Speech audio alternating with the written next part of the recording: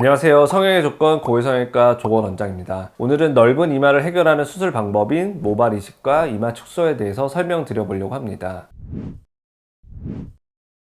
내가 일단 이마가 넓다. 그러면 이 두 가지 수술 방법을 놓고 굉장히 고민을 많이들 하실 텐데요. 탈모가 있거나 M자가 심하거나 이런 특수한 경우가 아니라면 저는 이마 축소를 먼저 고려하시는 것을 추천드립니다. 그 이유는 모발 이식은 굉장히 많은 모발을 앞쪽으로 이제 이식을 해서 심게 되는데 이 모발이 빠졌다가 다시 자라나는 이런 일련의 과정들을 거쳐야 되기 때문에 최종적인 결과를 보는 데까지 시간이 조금 더 오래 걸리는 단점이 있고요. 또한 굉장히 이마가 넓은 경우는 많은 모발을 이식해야 되고 그렇다 보면은 부분적으로 생착률이 떨어지고 그로 인해서 밀도가 낮은 부분들이 생기게 돼서 헤어라인이 좀 예쁘게 나오지 않거나 군데군데 이렇게 좀 듬성듬성 비어있는 듯한 패턴의 모양이 생길 수 있기 때문입니다. 이마 축소는 실제로 모발이 있는 부분을 건드리지 않고 이마 쪽을 절제하고 헤어라인을 낮춰주는 방식이기 때문에 이런 밀도의 문제가 생기지 않고 또한 즉각적으로 효과를 볼 수 있고 회복 기간이 굉장히 빠르다는 장점이 있습니다. 다만 이마 축소 같은 경우는 한 번에 줄일 수 있는 양이 어느 정도 정해져 있는 단점은 있는데요. 설사 내가 이마가 넓어서 이마 축소와 모발 이식을 동시에 고려하신다 하더라도 일단 이마 축소로 줄일 수 있는 양을 최대한 줄여놓고 그 이후에 남은 부분들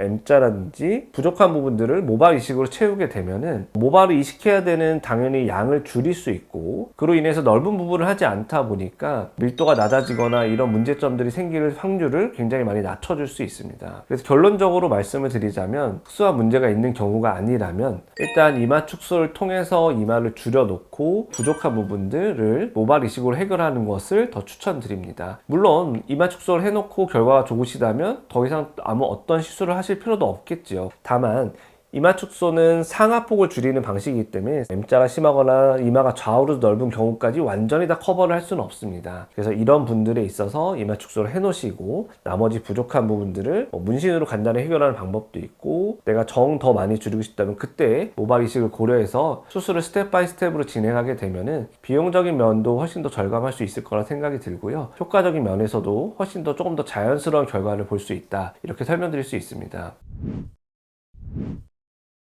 가끔 가장 안타까운 경우들을 좀 보게 되는데요. 이마 축소라는 수술 자체를 모르고 계시다가 그냥 과거에 모발 이식을 먼저 많이 해보셨는데 막상 모발 이식을 했는데 생착률이 너무 낮다 보니까 헤어를 이렇게 뒤로 넘기거나 그러지 못한 상태에서 뒤늦게 이마 축소를 아시고 찾아오셔서 이마 축소를 상담하시는 분들이 있는데요. 경우에 따라서 모발의 밀도가 너무 낮은 경우는 절개선을 낮춰서 하게 되면은 흉터가 너무 노출이 되기 때문에 기껏 이식해 놓은 부분을 다시 날리면서 수술을 해야 되는 안타까운 경우가 생기는 때도 있습니다. 이마가 넓은 것 때문에 굉장히 많이 고민이다. 그럼 물론 전문가와 상담을 하시는 게 가장 중요하긴 하지만 이마 축소를 먼저 조금 더 고려해 보시고 그 이후에 부족한 부분이 있다면 추후에 모발 이식이나 문신을 고려하는 방식으로 가는 게 조금 더 현명한 방법이라고 생각이 듭니다. 오늘은 넓은 이마를 해결하는 수술 방법인 모발 이식과 이마 축소에 대해서 조금 더 자세히 알아봤고요. 추가로 궁금한 점이 있으시면 댓글을 남겨주시면 답변을 달아드리도록 하겠습니다. 이상 성형의 조건 고해성형외과 조건 원장이었습니다.